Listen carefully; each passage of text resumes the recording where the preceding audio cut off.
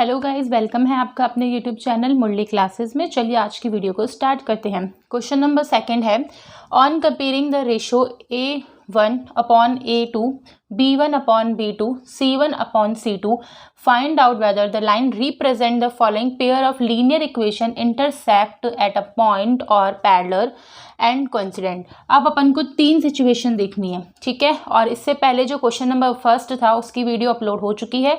जिन बच्चों ने अभी तक वो वीडियो नहीं देखी है तो पहले वो क्वेश्चन नंबर फर्स्ट वहां से समझेंगे, देन क्वेश्चन नंबर सेकंड पे आएंगे, ठीक है। अब देखिए इसने क्या पूछा है इस क्वेश्चन में कि कौन सी लाइन्स, लीनियर इक्वेशन की कौन सी लाइन इंटरसेक्टिंग लाइन बनेगी या कोइंसिडेंट बनेगी, ठीक है, या फिर पैरेलल लाइंस बनेंगी, ठीक है। तो चलिए आप इसको समझते हैं कि ये है क्या। यहाँ पे अपन ने जो क्वेश्चन नंबर फर्स्ट पढ़ा था, जो हमने इसका इंट्रोडक्शन पॉइंट पढ़ा था, वहाँ पे हमने देखा था कि यहाँ पे इसके कोफिशिएंट निकलते हैं A, B और C टाइप से, ठीक है।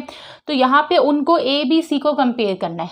हमेशा हमें दो लीनियर इक्वेशन यहाँ पे अवेलेबल मिलेंगी जिनमें से हमको दोनों को ही कंपेयर करना पड़ेगा। अब देखिए यहाँ पे पूरा इसका बेसिक चीज़ मैंने लिख दी है कि A1/A2 नॉट इक्वल होंगे जब B1/B2 के, देन उस केस में हम बोल सकते हैं कि वो इंटरसेक्टिंग लाइन है। इंटरसेक्टिंग लाइन का मतलब क्या होता है कि वो एक दूसरे को कहीं ना कहीं किसी ना किसी पॉइंट पे जाके कट करने वाली है, जहाँ पे वो एक पॉइंट पर्टिकुलर आपको मिलने वाला है, ठीक है। सेकेंड सिचुएशन ये रहती है कि जहाँ पे हम A1/B2, B1/B2 और C1/C2 इन तीनों को ही इक्वल लेंगे, ठीक है। मतलब वो अपने आप ही इक्वल होंगी तो कोइंसिडेंट लाइन होती है। कोइंसिडेंट लाइन का मतलब क्या होता है, एक लाइन जहाँ पे सारे पॉइंट सिचुएटेड रहेंगे। थर्ड में क्या है, A1/A2 B1/B2 के तो इक्वल रहेगा, लेकिन थर्ड में क्या होगा, C1/C2 के नॉट इक्वल होगा, देन तब बोलेंगे पैरेलल लाइंस है। पैरेलल लाइंस मतलब दो लाइंस ऐसे बनेंगी, ठीक है। कंप्लीट। चलिए क्वेश्चन स्टार्ट करते हैं। इसका पॉइंट नंबर फर्स्ट है, अब इसको ABC अपन को इनकी अगर वैल्यू हमें पता होगी तभी तो अपन इनका क्या कर पाएंगे, इनको कंपेयर कर पाएंगे, ठीक है। तो फर्स्ट पॉइंट क्या है, 5x - 4y + 8 = 0, 7x + 6y - 9 = 0। ये है हमारा फर्स्ट पॉइंट, ठीक है। अब यहाँ से हमें x के, y के और c के मतलब ABC के कोफिशिएंट निकालना है, ठीक है। तो जो इंट्रोडक्शन वीडियो था वहाँ मैं आपको अच्छे से समझा चुकी हूँ कि ABC हम कैसे फाइंड आउट करते हैं, ठीक है। तो वापस से अगेन देख लेते हैं। A मतलब x का कोफिशिएंट, B मतलब y का कोफिशिएंट, C मतलब कांस्टेंट टर्म। तो इन दिस केस हम क्या करेंगे, A1 क्या होगा हमारा 5, A2 क्या होगा 7, B1 क्या होगा -4, B2 क्या होगा 6, C1 क्या होगा 8 एंड C2 क्या होगा -9। यहाँ हम कंपेरिजन करेंगे। अब कैसे कंपेयर करना है, A1/A2, B1/B2, C1/C2। यहाँ हमें वैल्यू पुट करनी है। A1 की वैल्यू क्या है 5, तो 5/7, B1 B2 की -4/6, जिसको कट करेंगे तो -2/3 आएगा, ठीक है। C1/C2 -8/9, नीचे माइनस नहीं लगाते हैं, ऊपर लगाते हैं, ठीक है। अब हम यहाँ देख सकते हैं कि तीनों वैल्यूज क्या हैं, एक दूसरे के नॉट इक्वल हैं। तो इन दिस केस हम क्या बोलेंगे, A1/A2 not equal B1/B2 not equal C1/C2, मतलब यही वाला पोजीशन, यही वाला केस आया। तो यहाँ पे फर्स्ट पॉइंट हमारे लिए क्या होगा, इंटरसेक्टिंग पॉइंट होगा, यानी intersecting line. Complete, clear.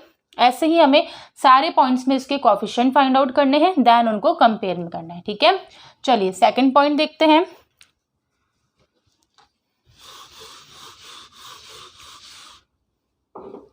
Point number second है, ये A, ये B, ये C, ये A2, B2 और C2, ठीक है। तो A1 क्या हो जाएगा 9, B1 क्या हो जाएगा 3, C1 क्या हो जाएगा 12, एज इट इज A2 क्या है 18, B2 क्या है 6 एंड C2 क्या है 24 सॉरी, ठीक है। अब अगेन इसको कंपेयर करते हैं। A1/A2, B1/B2 एंड C1/C2, ठीक है। A1 यानी 9, A2 यानी 18 एंड ऐसे ही 3/6 और 12/24।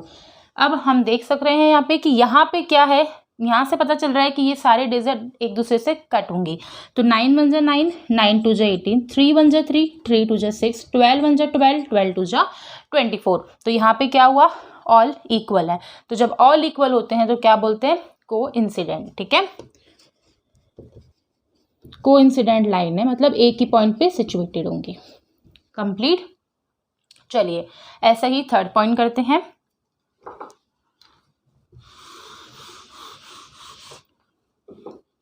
पॉइंट नंबर थर्ड में अगेन A1 क्या होगा 6, B1 क्या होगा -3, C1 क्या होगा 10। ठीक है, ऐसे ही यहाँ पे A2 2, B2 -1। देखिए यहाँ पे मैंने -1 क्यों लिखा, साइन तो हमें नजर आ रहा है कि माइनस है, लेकिन यहाँ पे कोई डिजिट नहीं है। तो जहां जिस कोफिशिएंट के साथ कोई डिजिट अवेलेबल नहीं होती वहां अपन 1 एज्यूम करते हैं। ठीक है, इस वजह से मैंने यहाँ पे 1 लिखा है।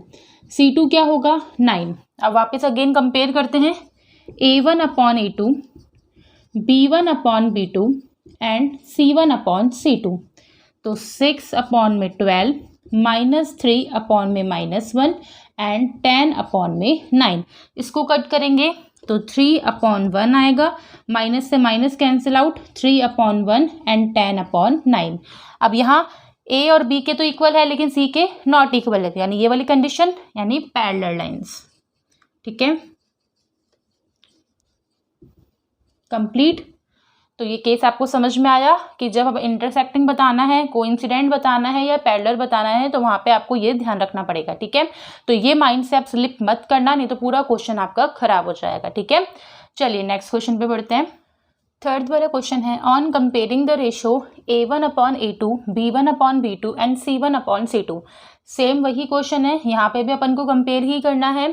Find out whether the following pair of linear equation are consistent और इनकंसिस्टेंट। अब हमें इस सिचुएशन में पहले जो क्वेश्चन था उसमें क्या बताना था कि वो इंटरसेक्टिंग पॉइंट है या इंटरसेक्टिंग लाइन है, पैरेलल लाइन है या कोइंसिडेंट लाइन है। ठीक है, अब हमें यहाँ पे क्या बताना है कि कंसिस्टेंट है या फिर वो इनकंसिस्टेंट है। तो सबसे पहले देखें कि कंसिस्टेंट और इनकंसिस्टेंट कौन से केस में होगा। ठीक है, तो करते जाएंगे क्वेश्चन को, पहले कंपेयर करेंगे।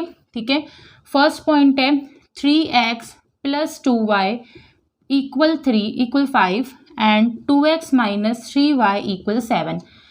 A1 3, B1 2 and C1 5, A2 2, B2 -3, C2 7।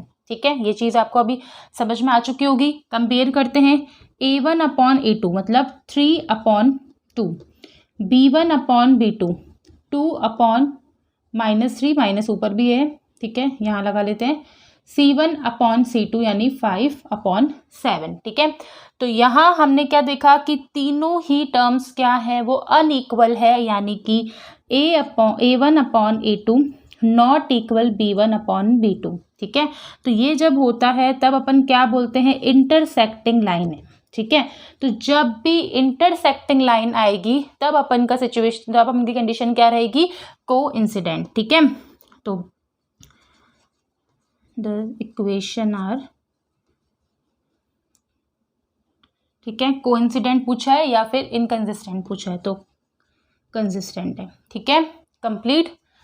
अब देखिए सेकंड पॉइंट, तो इंटरसेक्टिंग लाइन जब होगी या फिर कोइंसिडेंट लाइन होगी, इन दोनों ही कंडीशन में हम ये बोलेंगे कि वो क्या है, कंसिस्टेंट है। ठीक है, बट पैरेलल लाइन्स आएंगी देन तब अपन क्या बोलेंगे, वो इनकंसिस्टेंट है। कंप्लीट।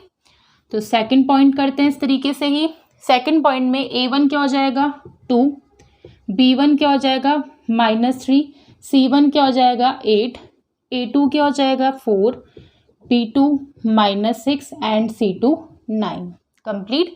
कंपेयर करते हैं रेशो को, A1 अपॉन A2 यानी 2 अपॉन 4 कट करेंगे तो 1 अपॉन 2 आने वाला है। सेकेंड B1 अपॉन B2 को -3 upon 6 1 upon 2, C1 upon C2 को कंपेयर करते हैं तो 8 अपॉन 9। तो यहाँ अपन का केस क्या हुआ, A1 अपॉन A2 इक्वल है B1 अपॉन B2 के, बट नॉट इक्वल है C1 अपॉन C2 के। तो ये कंडीशन कौन सी कंडीशन होती है, पैरेलल लाइंस होती है। ठीक है, तो पैरेलल लाइंस में हम अभी आपको बताया गया था कि क्या बोलते हैं पैरेलल लाइंस में, इनकंसिस्टेंट। ठीक है, तो ये केस कौन सा हुआ, इनकंसिस्टेंट। ठीक है,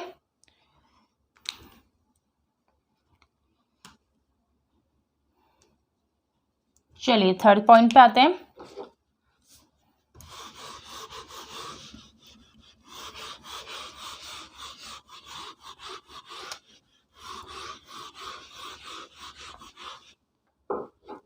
पॉइंट नंबर थर्ड है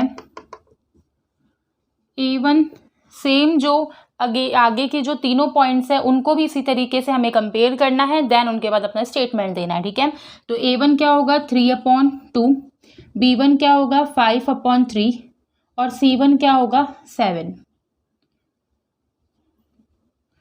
A2 क्या होगा 9, B2 क्या होगा -10 एंड C2 क्या होगा 14। यहाँ कंपेयर करते हैं A1/A2 इट मीन्स 3/2, अपॉन में अगेन 9 लगाने से अच्छा है कि मैं इसको यहाँ पे मल्टीप्लाई कर दूँ। ठीक है, तो कट ऑन होके क्या आंसर आ जाएगा 1/4, 3 को 9 से कट करेंगे। ठीक है, 3 1 जा 3, 3 3 जा 9, सॉरी 12 आएगा, 6, 1/6।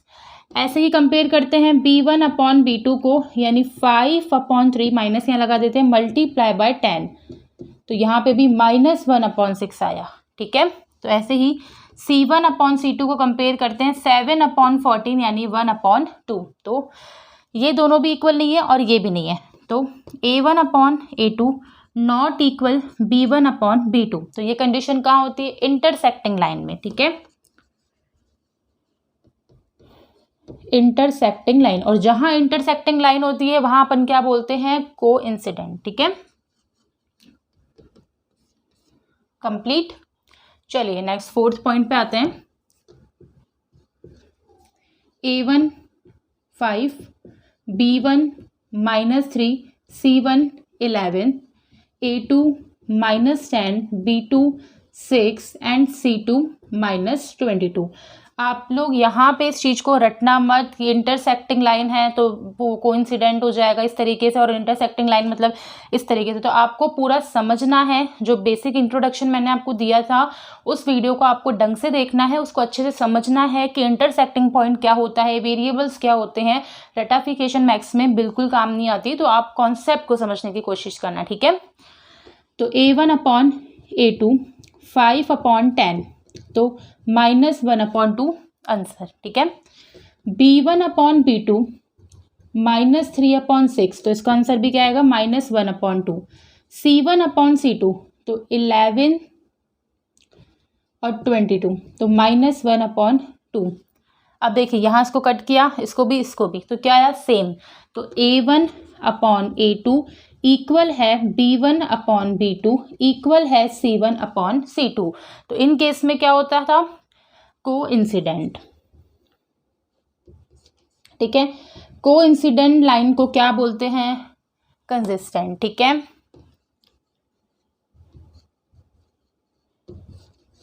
कंप्लीट। चलिए नेक्स्ट फिफ्थ पॉइंट को देखते हैं।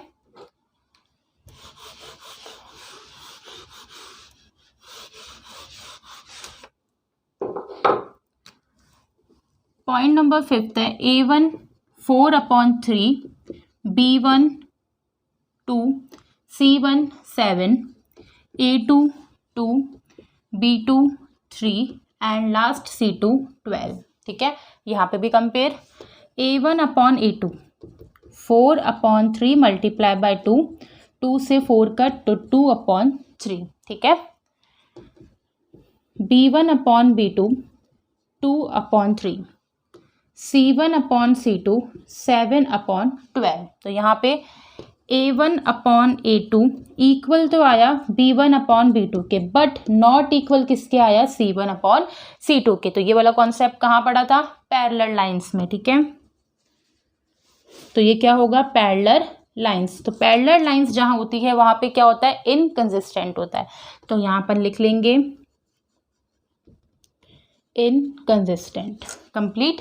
ठीक है, अगेन रिपीट कर देती हूँ, कांस्टेंट कोइंसिडेंट टर्म होगी, कोइंसिडेंट लाइन होगी या फिर इंटरसेक्टिंग लाइन होगी, देन अपन क्या बोलेंगे, वहाँ पे क्या है, कोइंसिडेंट है, ठीक है, लेकिन कंसिस्टेंट है थोड़ी, ठीक है। अब इनकंसिस्टेंट कहाँ पर होगा, जहाँ पैरेलल लाइन आने वाली है, ठीक है। तो इनकंसिस्टेंट का ध्यान रखना कि जहाँ पे पैरेलल लाइंस आती है, और कंसिस्टेंट का ध्यान रखना जहाँ पे कोइंसिडेंट आता है या फिर इंटरसेक्टिंग पॉइंट आता है। क्लियर? चलिए मिलते हैं नेक्स्ट वीडियो में। Thank you.